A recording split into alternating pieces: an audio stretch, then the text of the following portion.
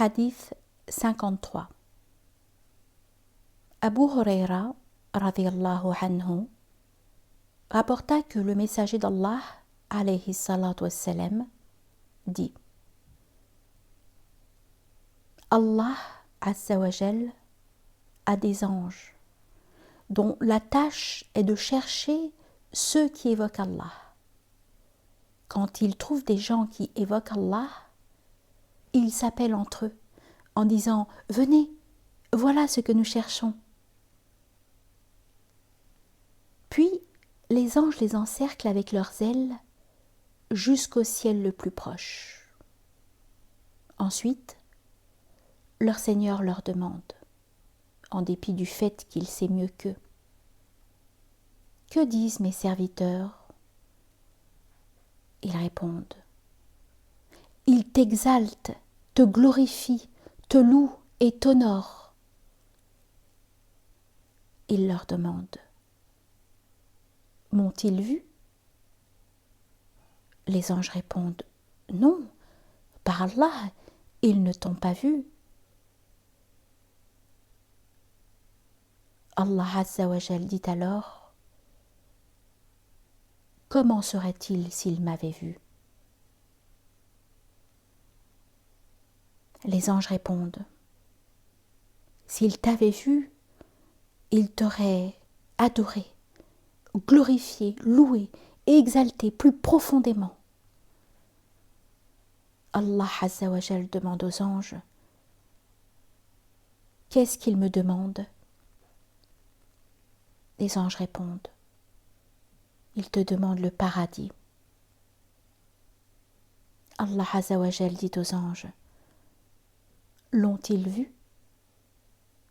Les anges répondent: non, par Allah, ô Seigneur, ils ne l'ont jamais vu. Allah azza wa jal dit: comment serait le cas s'ils l'avaient vu? Les anges lui disent: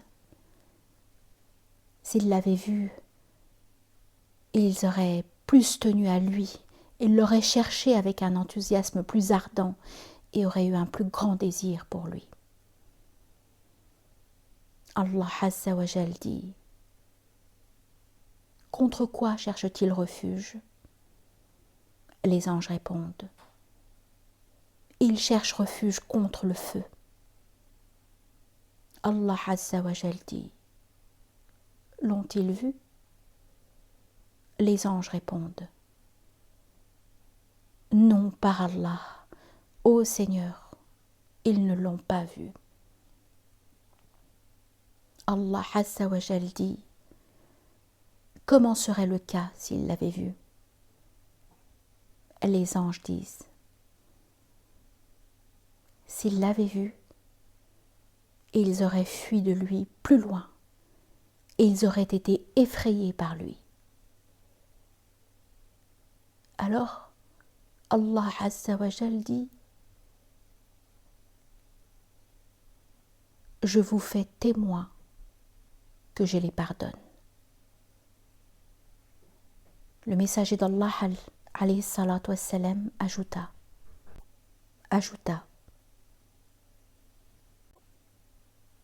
l'un des anges dira: il y a un tel parmi eux, et il ne leur appartient pas, mais il les a rejoints pour quelques besoins.